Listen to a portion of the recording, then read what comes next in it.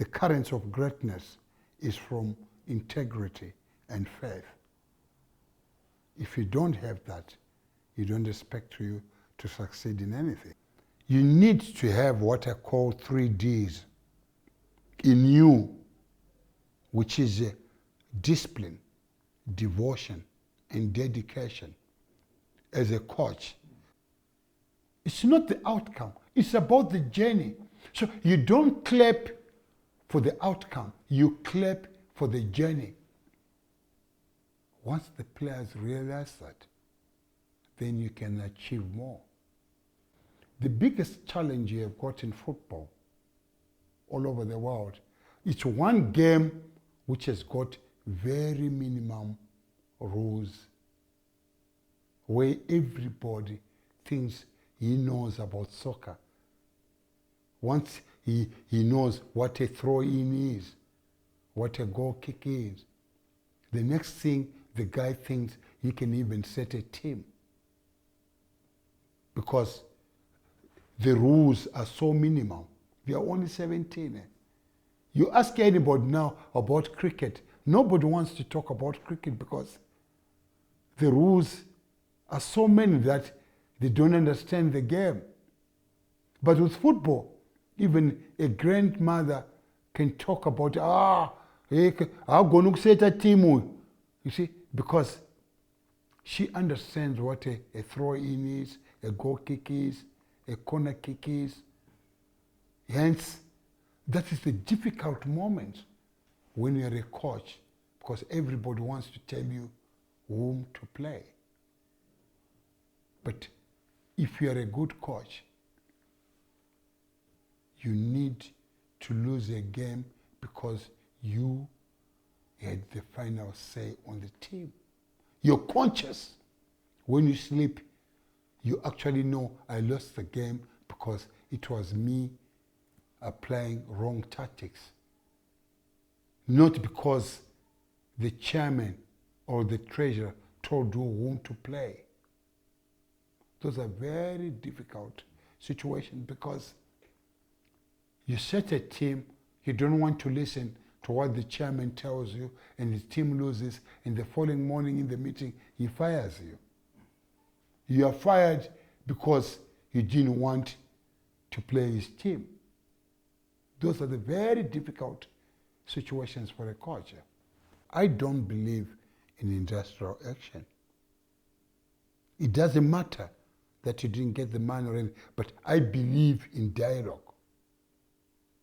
So that's the way I instill in players to understand that dialogue plays a very big role. Because it's difficult to get peace because it involves 2 people. But it's easy to get to war because it only needs 1 person to get people at war.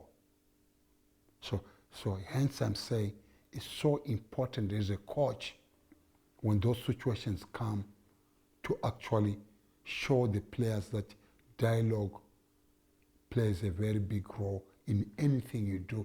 It can be at home, it can be anywhere. I respect every coach in this country. Why? In anything you do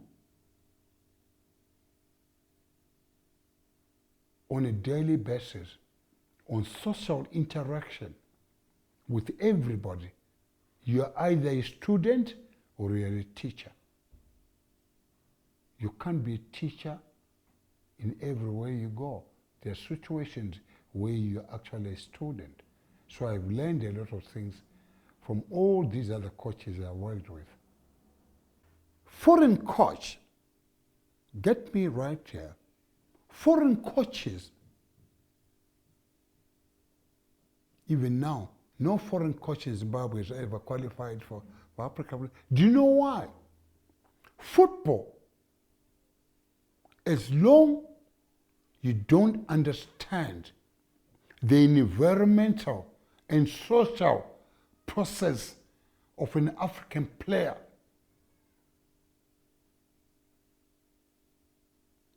there's no way you can start with tactics if you don't know what an African player wants to hear.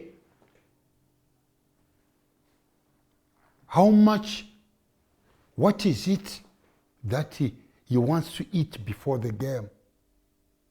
What is it that he wants to hear in a team talk? There are certain things an African player he wants to hear. You don't talk to an African player, about what Rooney or Messi does. Those are two different people coming from two different cultures. Let me tell you, there was another year when I was with the Highlanders, 1983, when a coach, Bobby Clark, came here to coach Highlanders. He was saying, he came to me and said, Zulu, we don't want players to have sadza before the game because it's too heavy for a player to go and play football with that kind of starch in his tummy. I didn't want to say no to him. He started to give the Willards that time on way, the time some lettuce, salads, cold meat and salads for their lunch. At half time, the boys used to come to me, Topi,